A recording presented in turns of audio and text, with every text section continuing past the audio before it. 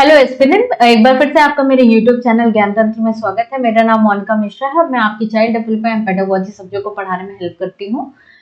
CTET का paper आने वाला है और इसी को ध्यान में रखते हुए मैं ज्यादा से ज्यादा एमसीक्यूज करा रही हूँ।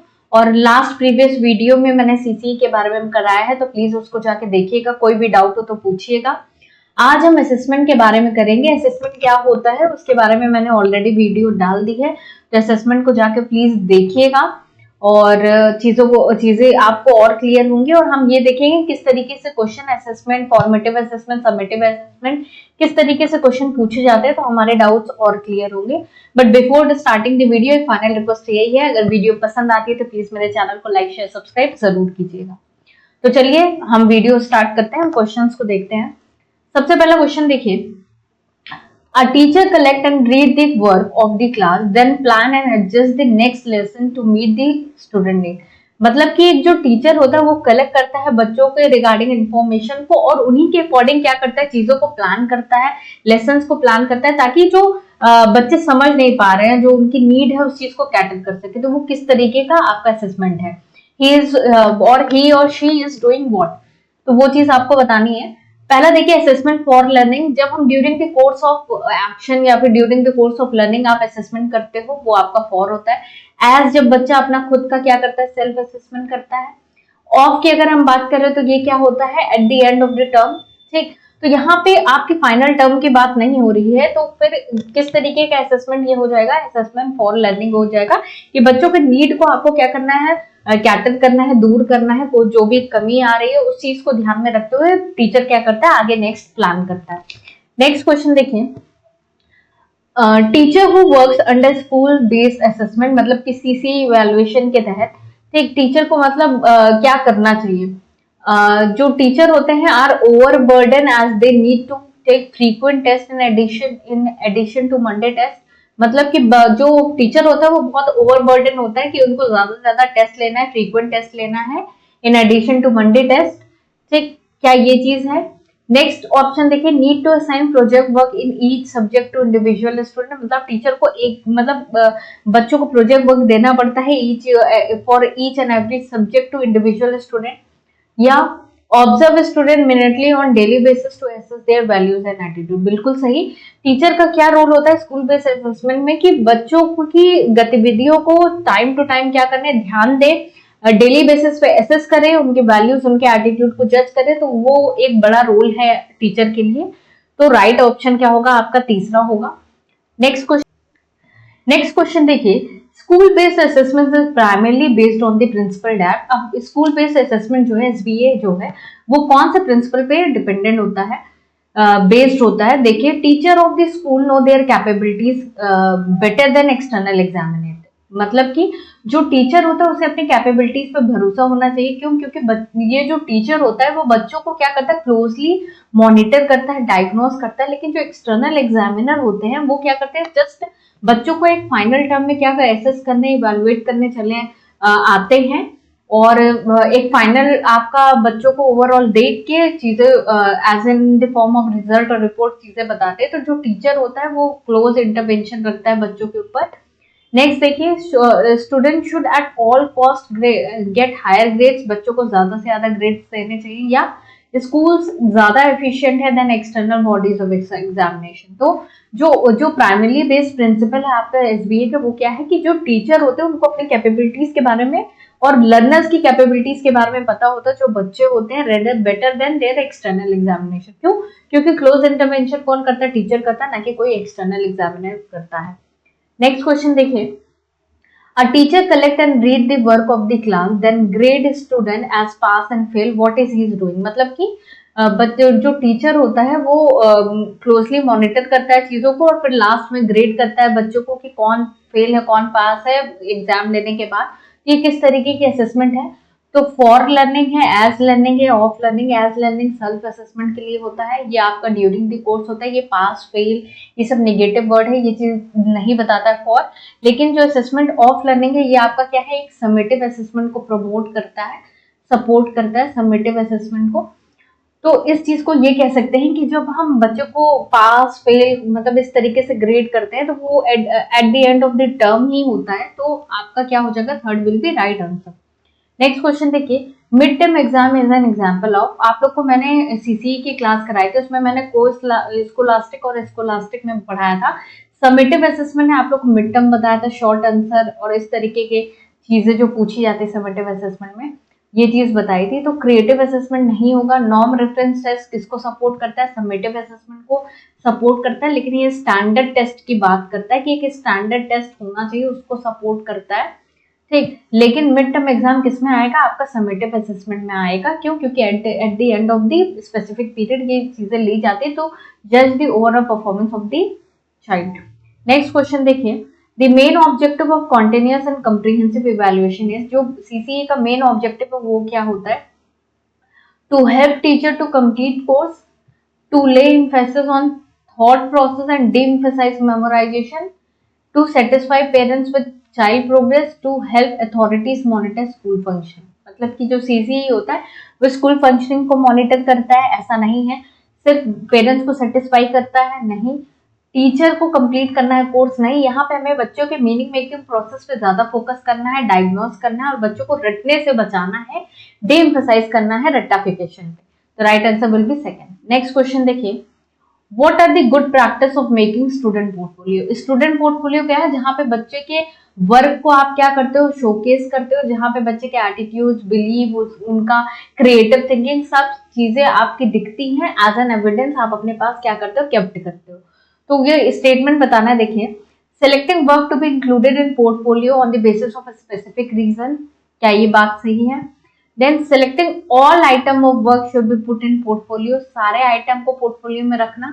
या making child to put his और her to be put in, मतलब बच्चों को ये अवसर देना कि वो अपने वर्क को अपनी इच्छा के अनुसार पुट कर सकें। या collecting range of student work over period of time, over a period of time बच्चों की मतलब जो काम है उस चीज को सेलेक्ट करना।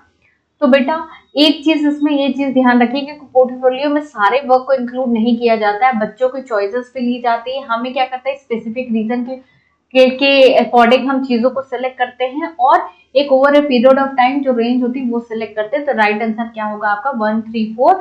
हम सारी चीजों को पोर्टफोलियो में नहीं रखते हैं, वरना इतनी सारी चीजें होंगी तो पोर्टफोलियो बहुत ज्यादा वो हो जाएगा। नहीं, हम बहुत सारी चीजों को नहीं रखते हैं, हम स्पेसिफिक रीजन, स्पेसिफिक क्राइटेरिया या अपनी चॉइस या collecting range of student work over a period of time इस हिसाब से रखते हैं। नेक्स्ट देखिए question, assessment for learning include. अब असेसमेंट फॉर लर्निंग क्या है, ठीक, आप लोग को बताया था ड्यूरिंग द कोर्स, बच्चा जब पढ़ रहा है उसके समय, पेपर देने से पहले, मतलब ये टीचिंग लर्निंग प्रोसेस का एक इंटीग्रल पार्ट है। तो आप ये कह सकते हो assessment before, during and after teaching learning, बिल्कुल सही बात है। सेल्फ असेसमेंट, सेल्फ असेसमेंट आपका क्या है, एज है, तो ये ऑप्शन आपका गलत हो जाएगा। Formal as well as informal process, बिल्कुल सही। फॉर्मल तरीका जब हम बच्चों को क्विज देते हैं, कोई असाइनमेंट देते हैं, कोई प्रोजेक्ट वर्क देते हैं, और इनफॉर्मल तरीका जब हम क्लास में बच्चों को करेक्ट करते हैं, इनफॉर्मल कन्वर्सेशन से, बातचीत से बच्चों को सिखाते हैं। और feedback for student and process of teaching, बिल्कुल हम फॉर्मेटिव असेसमेंट में, असेसमेंट फॉर लर्निंग में क्या देते हैं, फीडबैक देते हैं बच्चों को ताकि बच्चे अपनी चीजों को ठीक कर सके। तो ऑप्शन क्या होगा, 2 नहीं होगा, 1, 3, 4 will be correct option, third will B correct answer. Next देखिए, which among the following is different from characteristic of good test। अब good test के characteristic ये याद रखिएगा, ROP, ऑब्जेक्टिविटी, रिलायबिलिटी और वैलिडिटी, इस चीज को याद रखिएगा। गुड टेस्ट के ये क्या होता है, और एक होता है यूजेबिलिटी, ठीक।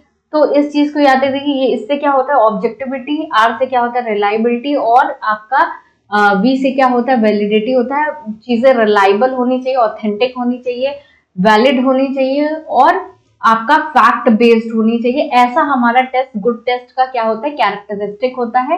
एप्टीट्यूड नहीं होगा तो आपको क्या बताना है, डिफरेंट बताना है, जो चीज नहीं है कैरेक्टरिस्टिक ऑफ गुड टेस्ट। तो राइट आंसर विल बी 4। तो ये चीज याद रखिएगा, ऑब्जेक्टिविटी, रिलायबिलिटी, वैलिडिटी और यूजेबिलिटी, ये आपकी कैरेक्टरिस्टिक ऑफ गुड टेस्ट है, ORVU से याद रखिएगा। नेक्स्ट क्वेश्चन देखिए, द असेसमेंट डन ड्यूरिंग और before instruction is known as. During है, असेसमेंट जो ड्यूरिंग किया जाए वो आपका क्या है, फॉर्मेटिव है, ना कि समेटिव, ना कि फॉर्मल, ना कि डायग्नोस्टिक, ठीक है, तो ये फॉर्मेटिव है। नेक्स्ट क्वेश्चन देखिए, teacher can utilise both assessment for learning and assessment of learning too, मतलब जो टीचर होता है वो दोनों असेसमेंट फॉर लर्निंग और असेसमेंट ऑफ लर्निंग को यूटिलाइज कब कर सकता है, कैसे कर सकता है? To know children progress and achievement level, बच्चों के प्रोग्रेस और अचीवमेंट लेवल को पहचानने के लिए। To know learning of child and select teaching strategies accordingly, बच्चों की लर्निंग को समझने के लिए और टीचिंग स्ट्रैटेजीज को अकॉर्डिंगली फ्रेम करने के लिए। To assess child performance at periodic interval and certify his और हर परफॉर्मेंस, एक पीरियोडिक इंटरवल में बच्चों के चीजों को समझना और उनकी परफॉर्मेंस को सर्टिफाई करना। या child to monitor child progress and set appropriate goals to fill their learning gap, बिल्कुल सही, ये ऑप्शन सही है। बच्चों के हमें चाइल्ड प्रोग्रेस को क्या करना है, मॉनिटर करना है, ताकि हम उनके लर्निंग गैप्स को जो भी दिक्कत आ रही है उस चीज को डायग्नोज करके हम उसके लर्निंग गैप्स को फुलफिल कर सके। तो यही इसी तरीके जो टीचर होता है वो दोनों ही असेसमेंट को क्या कर सकता है, यूटिलाइज कर सकता है। Right answer will be 4। Next देखिए, formative assessment is, formative assessment क्या है आपका, असेसमेंट फॉर लर्निंग, तो इस चीज को याद रखिएगा, फॉर से फॉर्मेटिव, ठीक है। देन असेसमेंट ऑफ लर्निंग किससे है, कौन सा है आपका, समेटिव है, ठीक, इस चीज को याद रखिएगा, इसी में बच्चे कंफ्यूज हो जाते हैं, सिंपल सा क्वेश्चन गड़बड़ कर देते हैं। तो right answer will be 1। Next देखिए, assessment for learning emphasise which of the following, assessment for learning क्या चीज पे एम्फसाइज कर रहा है, assessment to enhance learning, assessment to determine mastery of subject matter, assessment for certification of learners and assessment to grade learner. तो grading करना गलत बात है, सर्टिफाई करना गलत बात है, इनहैंस लर्निंग और ये दोनों में आपका क्या हो सकता है, ऑप्शन ऑलमोस्ट सही है।